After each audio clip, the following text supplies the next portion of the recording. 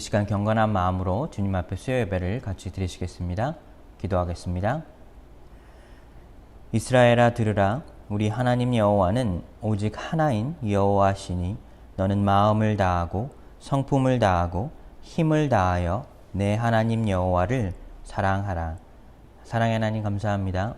우리 삶의 구주 되신 주님, 우리를 이끌어 주시고 늘 동행하여 주시옵소서.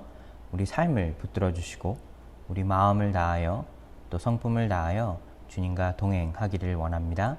이 시간 이 예배를 받아 주시옵소서. 모든 말씀 예수님의 이름으로 기도드렸습니다. 아멘.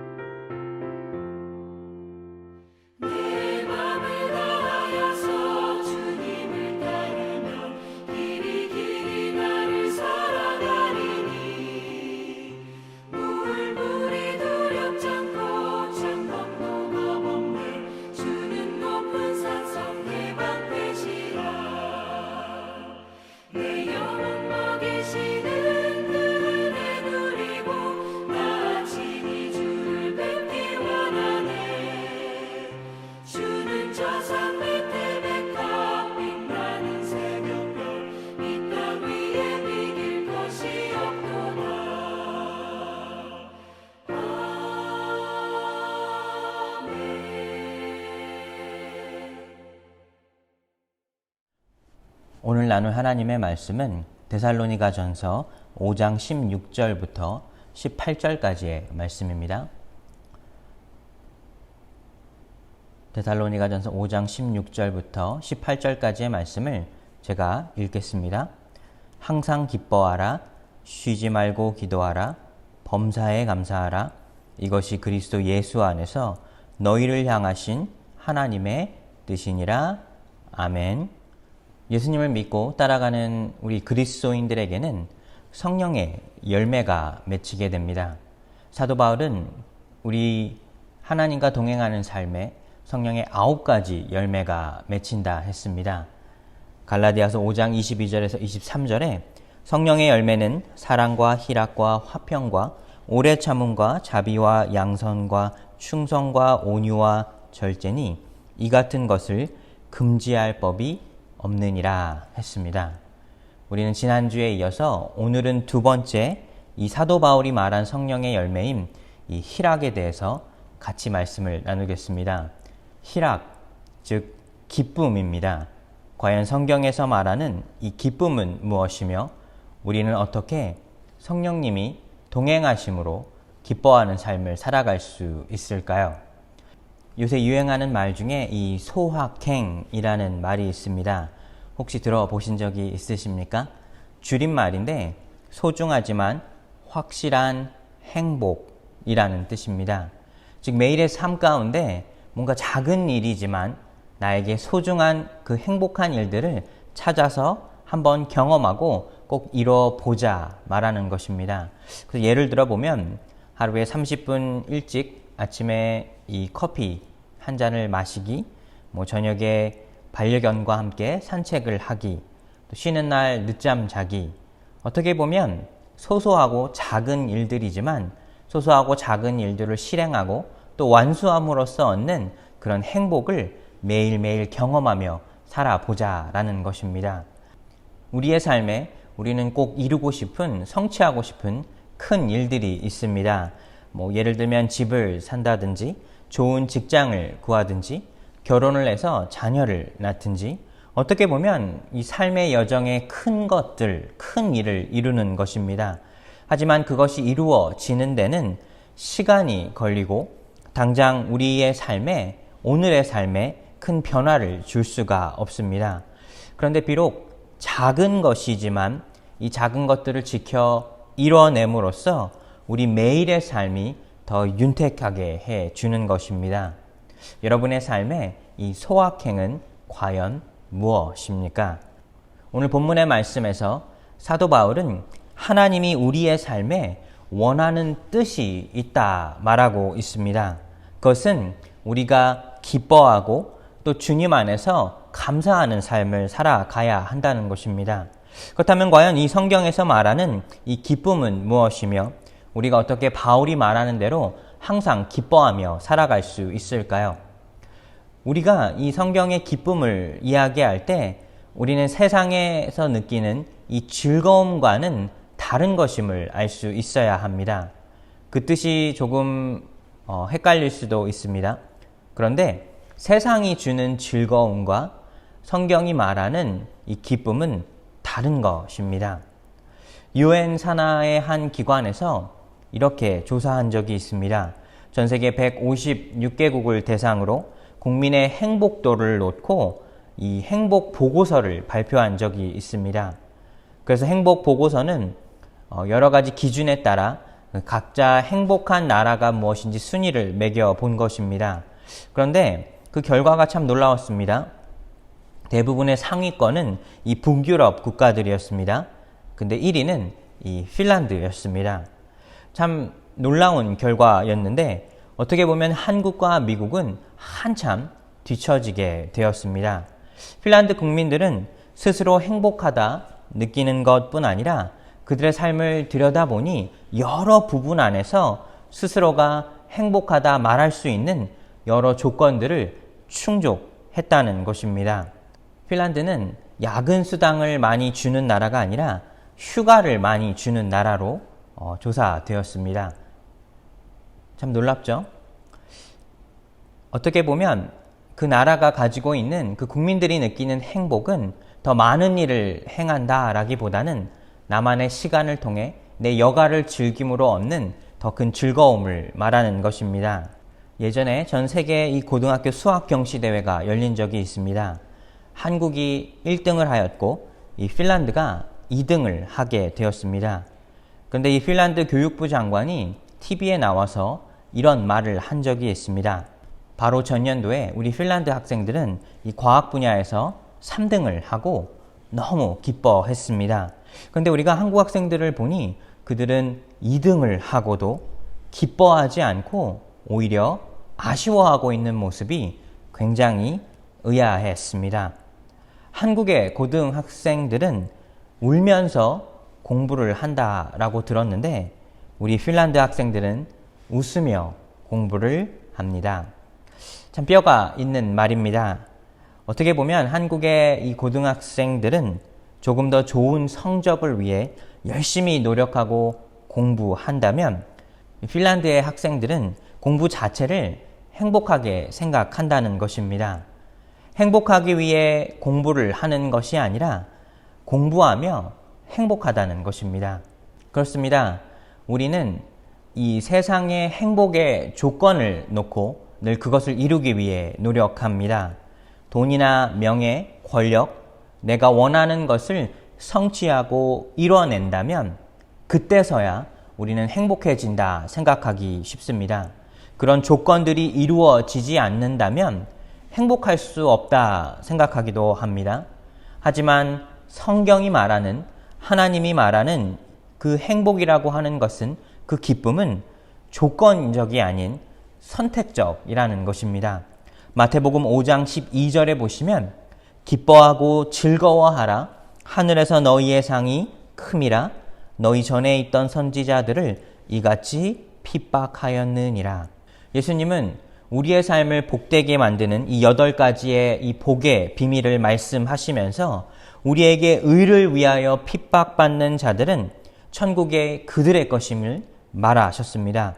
그들의 삶에 이미 복이 있으므로 기뻐하고 즐거워하라 말씀하신 것입니다. 어떻게 지금 핍박이 있고 어려운 순간순간들을 넘어가고 있는데 이것에서 기뻐할 수 있을까요? 예수님께서 말하시는 이 기쁨이라고 하는 것은 바로 내가 선택할 수 있는 하나님과 함께하는 동행함이라 할 수가 있습니다. 즉 내가 하나님과 지금 동행함으로 나의 기쁨은 세상에서 그 즐거움을 찾는 것이 아니라 주님이 주시는 것이기에 나는 주님을 택함으로 그 안에서 궁극적인 기쁨을 느낄 수가 있다는 것입니다. 사랑하는 여러분, 성경에서 말하는 기쁨은 하나님과 함께함을 선택하는 것입니다. 우리 매일의 삶도 마찬가지입니다. 우리의 환경이 어떠하든지 우리는 믿음의 길을 걸어갈 수 있다면 주님이 주시는 그 기쁨을 선택할 수 있습니다. 사도 바울은 이 데살로니가 이 도시, 이 유대 회당에 가서 몇 번의 강론을 통해 이 데살로니가 교회를 세우고 그 사역을 시작하게 되었습니다. 이 데살로니가 전서의 이 핵심 주제는 예수님의 재림이라 할 수 있습니다. 예수님의 재림을 기다리며 살아가는 사람들에게 과연 그들이 어떻게 재림을 기다려야 하는지를 설명해 주고 있습니다. 예수님의 재림은 사실 늘 어려운 주제입니다. 많은 이단의 가르침 역시 이 예수님의 재림에 관하여 말을 하게 됩니다.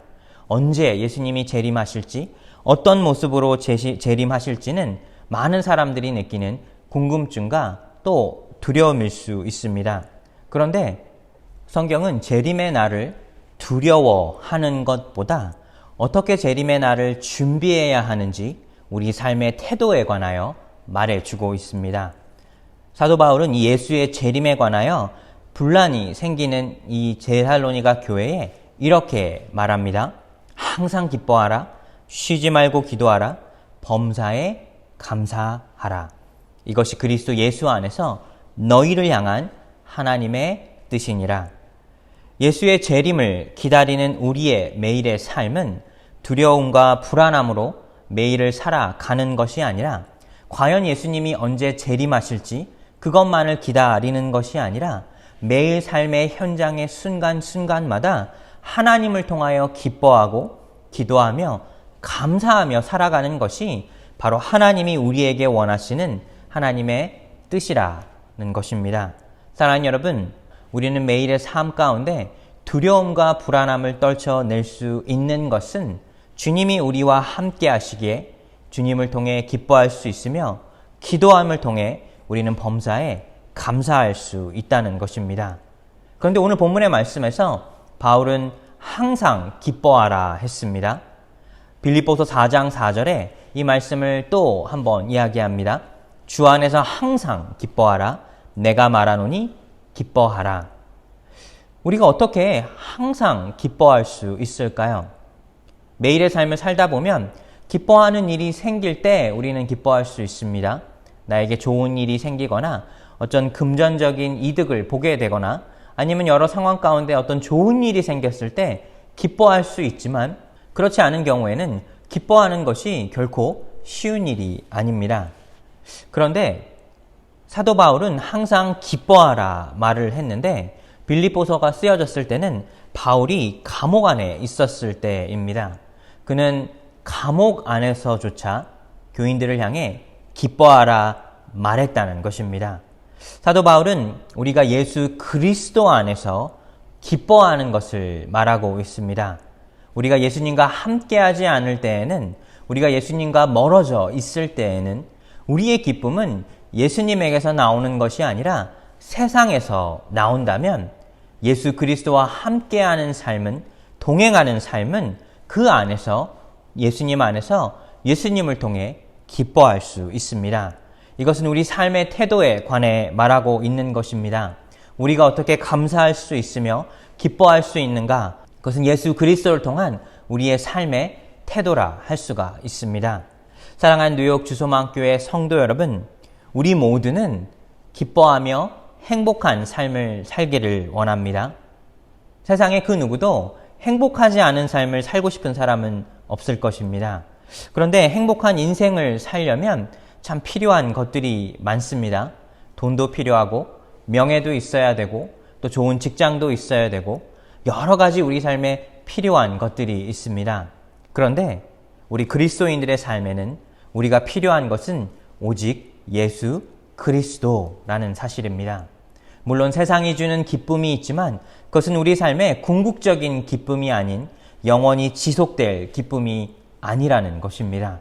하지만 예수 그리스도 안에서 기뻐할 수 있다면 우리는 어떠한 삶의 현장의 순간에도 항상 기뻐하는 그 선택을 할 수 있다는 것입니다. 한 주간의 삶을 사시면서 여러분에게 예수 그리스도의 기쁨이 충만한 여러분의 삶이 되시기를 예수님의 이름으로 축복하여 드립니다. 기도하겠습니다. 하나님 감사합니다. 우리 삶에 늘 함께 하셔서 주님을 통해 그 기쁨이 있게 하시고 감사함이 있게 하여 주시옵소서. 주님과 동행하는 삶을 살게 될 때 우리 안에 기쁨이 충만하리라 믿습니다. 늘 함께함을 원하며 이 모든 말씀 예수님의 이름으로 기도드렸습니다. 아멘.